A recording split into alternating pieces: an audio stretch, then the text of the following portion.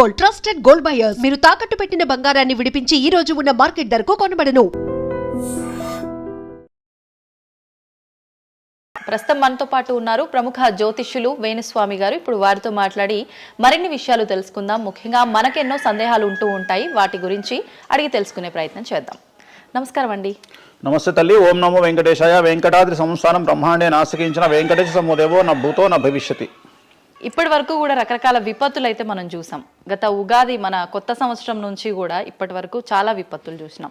అంటే పంచభూతాల్లో ఒక్కొక్కటి ఒక్కొక్క ప్రళయంగా, అగ్ని ద్వారా కావచ్చు, గాలి ద్వారా కావచ్చు, రకరకాలుగా.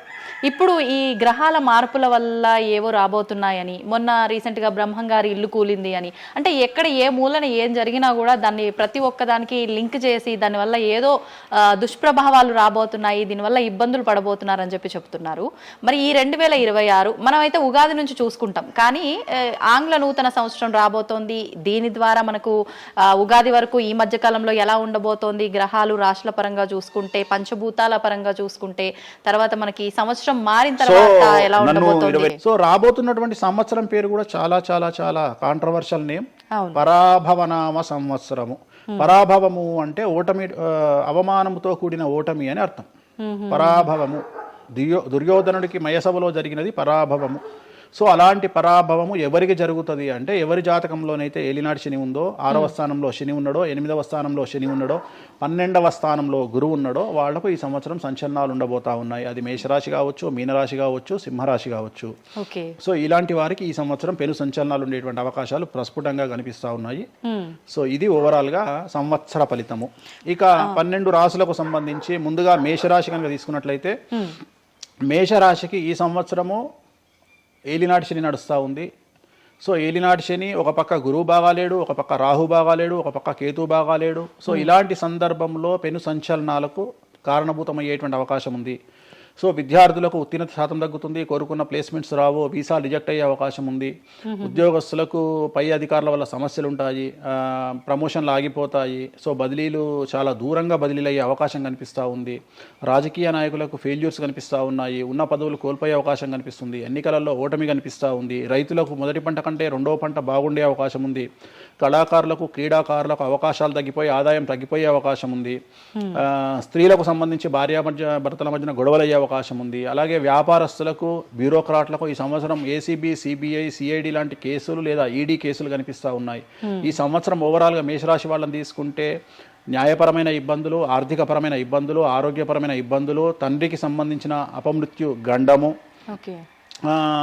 అలాగే న్యాయపరమైన చిక్కులు, వాహన ప్రమాదాలు, భార్యాభర్తల మధ్యన గొడవలు, ఇవన్నీ మేషరాశి వారికి కనిపిస్తూ ఉన్నాయి. మరి ఏం చేసుకోవాలా అంటే, తిరునల్లా శనీశ్వర ఆలయంలో ప్రత్యేకమైన శని పూజ నిర్వహించుకోవడంతో పాటు నలుపు రంగు దుస్తులకు దూరంగా ఉండడము, నలుపు చెప్పులు, నలుపు వాహనాలకు దూరంగా ఉండడము, లెదర్ వస్తువులకు దూరంగా ఉండడము, నలుపు లెదర్ వస్తువులకు దూరంగా ఉండడం వల్ల సమస్యల నుండి గట్టెక్కుతారు. ఏడాదంతా వీటికి దూరంగా ఉండాలి.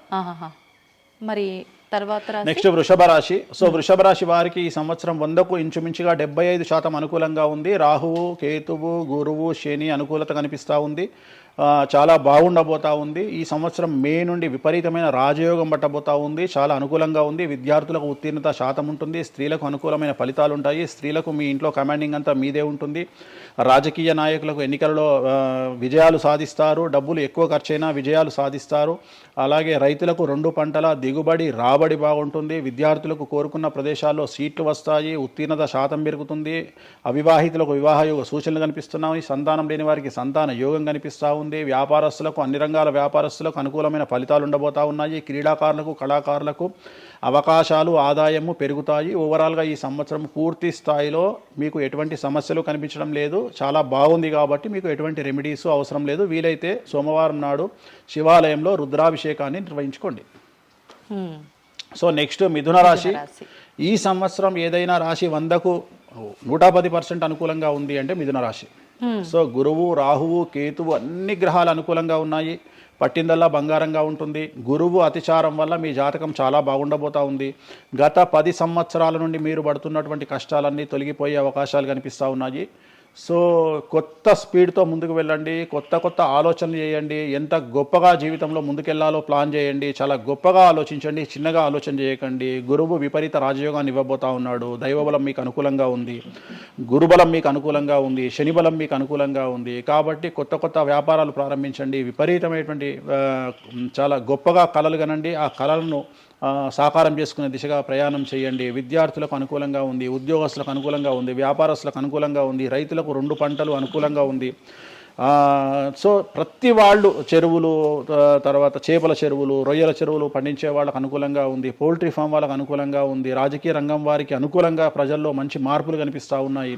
స్త్రీలకు మీదే కమాండింగ్గా ఉంటుంది, కుటుంబంలో మీరు ఏం చెప్తే అది జరిగేటువంటి అవకాశాలు కనిపిస్తూ ఉన్నాయి. సో మిథున రాశి వారికి పూర్తి స్థాయిలో అనుకూలంగా ఉంది. ఎటువంటి రెమెడీస్, ఎటువంటి పూజలు అవసరం లేదు. అద్భుతం అయితే వీళ్ళది. నెక్స్ట్ కర్కాటక రాశి. సో నెక్స్ట్ కర్కాటక రాశి. సో కర్కాటక రాశి వారికి కూడా ఇంచుమించు 90% అనుకూలంగా ఉంది. కాకపోతే ఇక్కడ ఉన్న సమస్య ఏంటి అంటే మే వరకు 2026 మే వరకు కొద్దిగా వీళ్ళకు గురువు 12వ ఇంట్లో ఉన్నాడు కాబట్టి కాళ్ళు చేతులు విరిగే అవకాశం ఉంది, దెబ్బలు తగిలించుకునే అవకాశం కనిపిస్తూ ఉంది. జాగ్రత్తగా ఉండండి. సాధ్యమైనంత వరకు లెమన్ ఎల్లో కలర్ దుస్తులు ధరించే ప్రయత్నం చేయండి. చాలా అనుకూలంగా ఉండబోతూ ఉంది. రాజకీయ రంగంలో ఉండే వాళ్లకు విపరీతమైనటువంటి విజయాలు సిద్ధిస్తాయి. జనాల్లో అనుకూలమైన వాతావరణం ఉంటుంది. వ్యాపారస్తులకు విశేషించి అనుకూలంగా ఉంటుంది. విద్యార్థులకు అనుకూలంగా ఉంటుంది. అలాగే రైతులకు అనుకూలంగా ఉంటుంది. కళాకారులకు, క్రీడాకారులకు మరీ అనుకూలంగా ఉంటుంది. కాకపోతే ఓవరాల్గా కర్కాటక రాశి వారికి ఈ సంవత్సరం కొద్దిగా శత్రువుల యొక్క బెడద ఒక 10% కనిపిస్తూ ఉంది. కానీ శత్రువులను పట్టించుకోకండి. శని బలం వల్ల వాళ్ళు ఎంత ప్రయత్నాలు చేసినా, రాహు బలం వల్ల వాళ్ళు ఎంత ప్రయత్నాలు చేసినా మిమ్మల్ని ఎవరు ఏమీ చేయలేరు. సో మీరు చేయాల్సింది ప్రతి గురువారం నాడు లెమన్ ఎల్లో దుస్తులు ధరించే ప్రయత్నం చేయండి. అలాగే శ్రీకాళహస్తిలో గురు దక్షిణామూర్తి వద్ద గురువారం నాడు గురుహోరలో గురువుకు అంటే దక్షిణామూర్తికి అష్టోత్తర పూజ చేయించుకోండి. అలాగే పసుపు రంగు పువ్వు ఏదైనా ఉంటే అక్కడ నుండి తెచ్చుకొని ఇంట్లో పెట్టుకోండి. మీకు అనుకూలమైన ఫలితాలు ఉంటాయి. అంటే శని వీళ్ళకి ఫేవర్గా ఉన్నాడు, అంటే శని వీళ్ళకి చాలా ఫేవర్గా ఉన్నాడు, రాహు ఫేవర్గా ఉన్నాడు, కేతు ఫేవర్గా ఉన్నాడు, మే నుండి గురువు కూడా ఫేవర్గా ఉంటాడు. అది ఉన్న చిన్న ఇబ్బందులకు కూడా ఏమైనా దానాలు అలాంటివి అదే మనం చెప్పిన ఎందుకు గురువు లెమన్ ఎల్లో కలర్ గురువుకు దక్షిణామూర్తి సరిపోతుంది, ఇంకా అవసరం లేదు, దానాలు అవసరం లేదు. మరి తదుపరి రాశి. సో నెక్స్ట్ సింహరాశి. సింహరాశికి ఈ సంవత్సరం అష్టమ శని నడుస్తూ ఉంది. గురువు వ్యతిరేకమైన ఫలితాలు, రాహు కేతువు చాలా నెగిటివ్గా ఉన్నారు.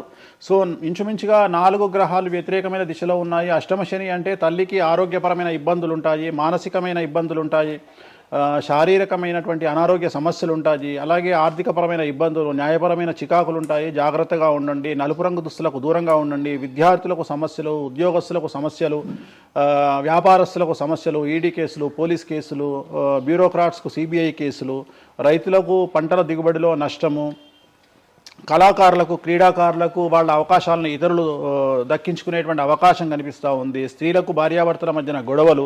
సో ఓవరాల్గా సింహరాశి వారికి ఏ రంగంలో వారైనా సమస్యలు కనిపిస్తూ ఉన్నాయి. అష్టమ శని ప్రభావం కనిపిస్తూ ఉంది కాబట్టి నలుపు రంగు దుస్తులకు దూరంగా ఉండండి. తిరునల్లార్ శనీశ్వర ఆలయంలో ప్రత్యేకమైన శని పూజను నిర్వహించుకోవడం ద్వారా సమస్యల నుండి గట్టెక్కుతారు. ఓకే. సో నెక్స్ట్ కన్యారాశి.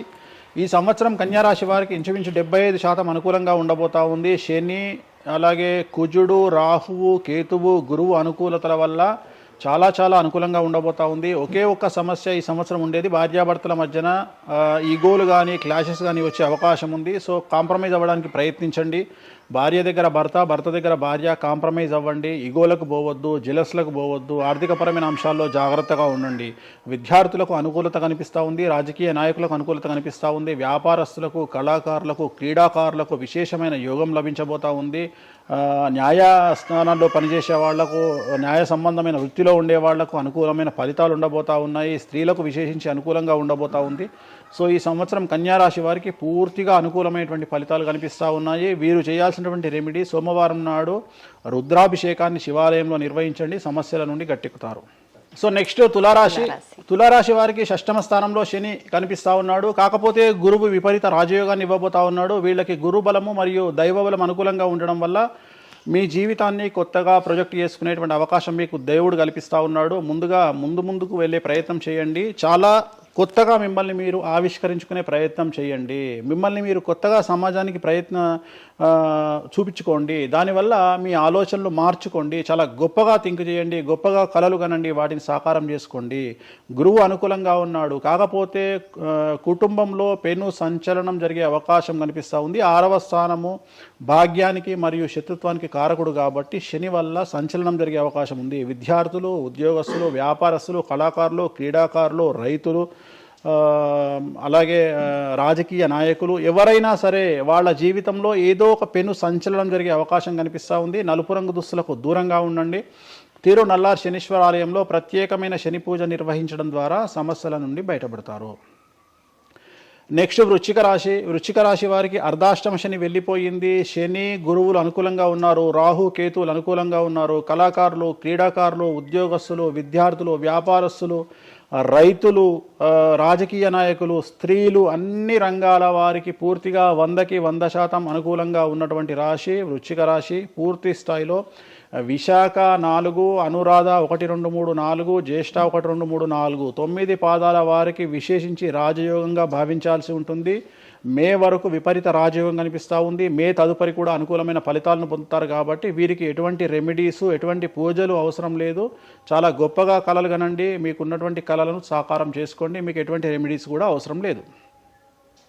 నెక్స్ట్ ధనుసు రాశి వారికి అర్ధాష్టమ శని నడుస్తూ ఉంది. అర్ధాష్టమ శని అనేటువంటిది డబ్బులను అధికంగా ఇచ్చి ఆ డబ్బుల ద్వారా సమస్యలు తెచ్చేటువంటి ఒక పరిస్థితి.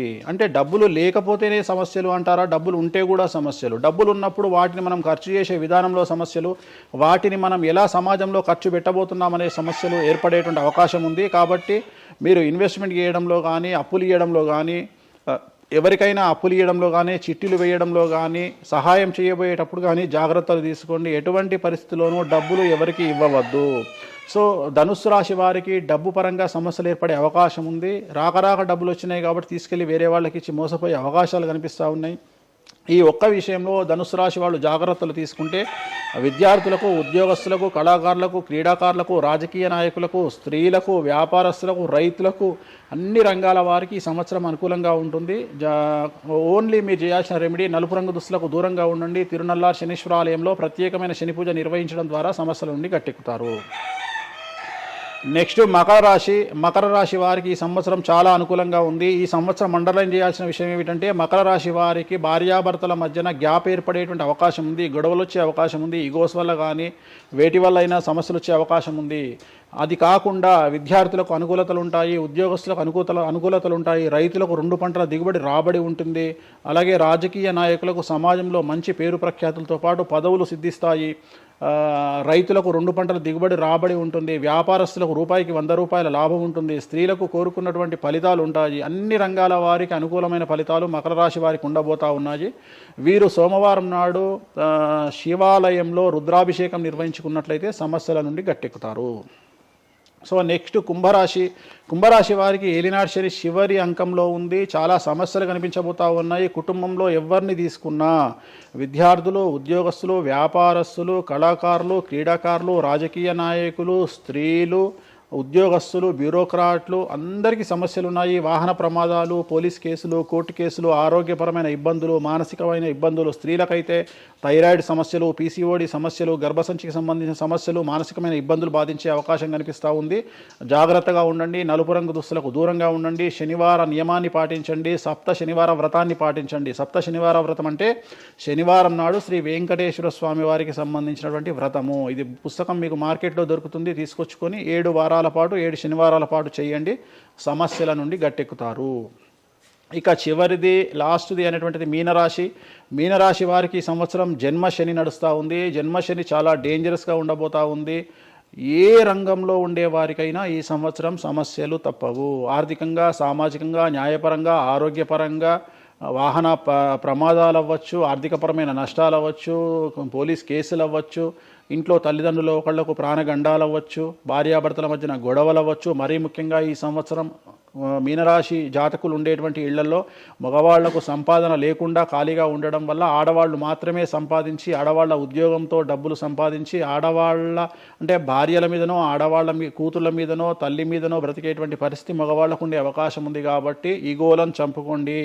సో ఆడవారి మీద బ్రతకడానికి సిద్ధపడండి, కష్టపడండి, మానసికంగా సంసిద్ధులుగా ఉండండి. అంటే అలాంటి ఒక కండిషన్ ఈ సంవత్సరం ఉండబోతా ఉంది. ఈ ఒక్క సంవత్సరాన్ని కనుక మీరు దాటగలిగితే మీ జీవితంలో మంచి మంచి మంచి పొజిషన్లకు వెళ్తారు. సో నలుపు రంగు దుస్తులకు దూరంగా ఉండండి. రాత్రిపూట ప్రయాణాలు చేయకండి. వాహన ప్రమాదాలు జరిగే అవకాశం కనిపిస్తూ ఉంది. జన సమూహం ఉన్నటువంటి ప్రాంతాలకు వెళ్ళకండి. సో జాగ్రత్తలు తీసుకోండి. నలుపు రంగు దుస్తులకు దూరంగా ఉండండి. తిరునల్లా శనీశ్వర ఆలయంలో ప్రత్యేకమైన శని పూజ నిర్వహించడం ద్వారా సమస్యల నుండి బయటపడతారు. ఇప్పుడు ఈ రాశి ఫలాల్ని ఈ మధ్యకాలంలో చాలా మంది ఫాలో అవుతున్నారండి. ఇది అక్షరం అంటే పేరులో మొదటి అక్షరాన్ని బట్టి ఫాలో అవ్వాలా, లేదంటే డేట్ ఆఫ్ బర్త్ బట్టి వచ్చే రాశిని ఫాలో ఇది అవ్వాలా? పేరులో దానికి సంబంధం లేదు. డేట్ ఆఫ్ బర్త్ ప్రకారం చూసుకోవాలి. రెండోది ఇది గోచారం, గ్రహచారం వేరు, గోచారం వేరు. ఇది జస్ట్ గోచారం ప్రకారం ఎలాగైతే మనము సౌరమానం ప్రకారము మనం చూసుకుంటామో అలా ఇది ఓన్లీ చాంద్రమానం ప్రకారము మీ నక్షత్రం ప్రకారం చూసుకోవాల్సిందే. మళ్ళీ వ్యక్తిగతమైన జాతకం వేరు.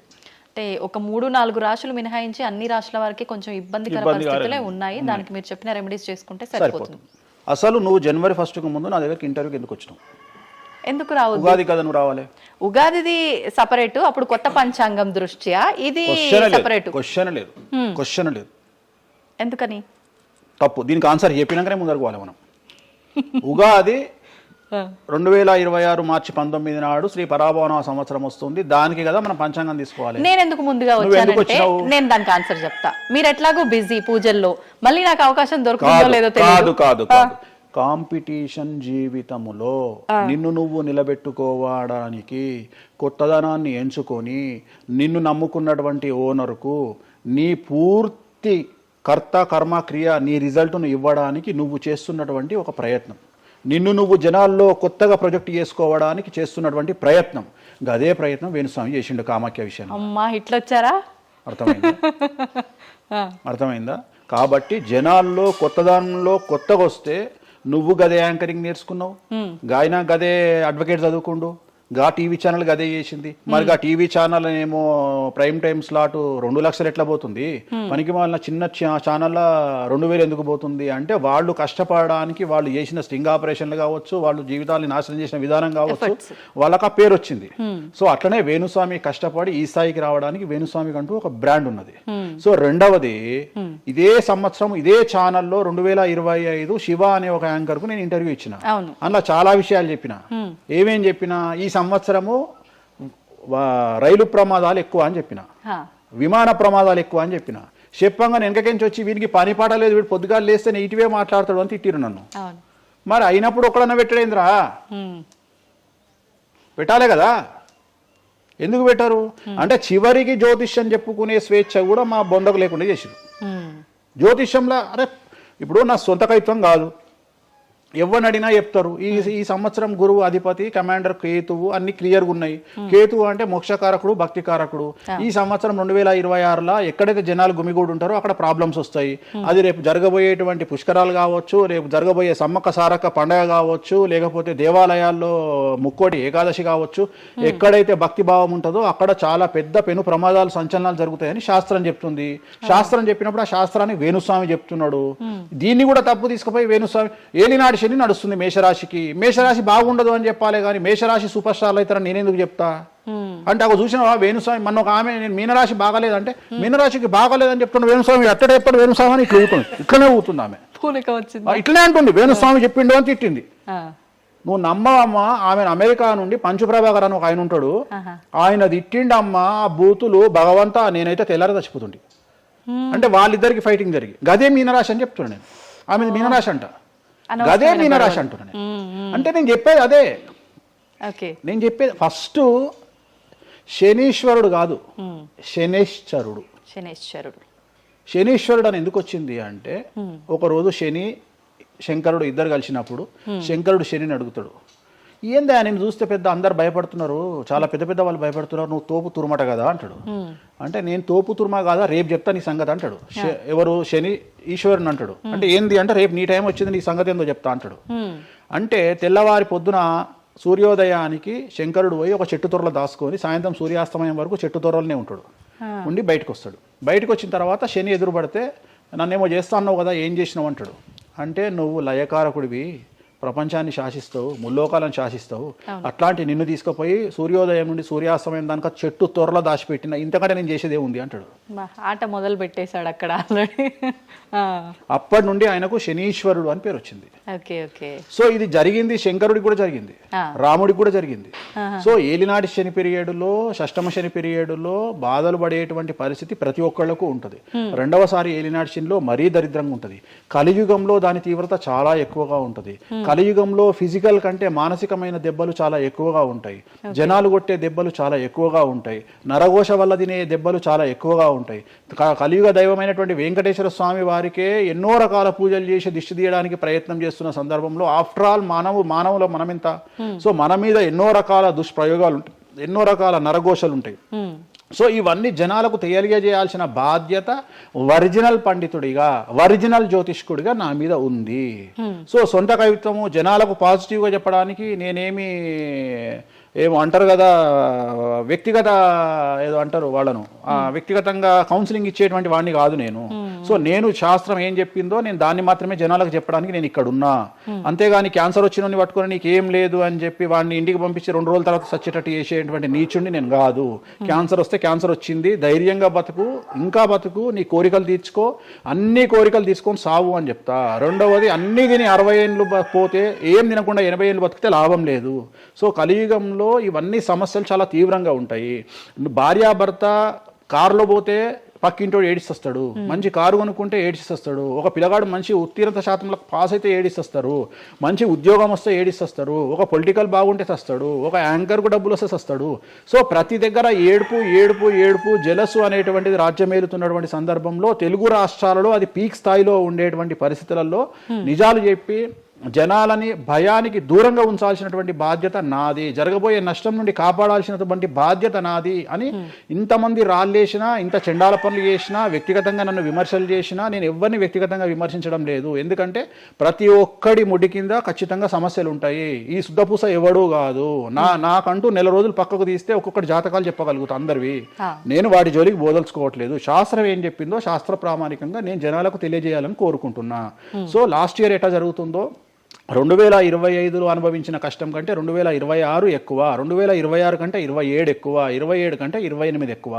2025 నుండి 28 వరకు సమాజంలో ప్రకృతిలో జరిగే సంఘటనల తీవ్రత చాలా ఎక్కువగా ఉండబోతా ఉంది. ప్రకృతి పరంగా, సామాజికంగా, అగ్ని ప్రమాదాల పరంగా, వాహన ప్రయాణాల ప్రమాదంగా చాలా రకాల సమస్యలు ఈ సంవత్సరం ఉండబోతున్నాయి. ఓకే.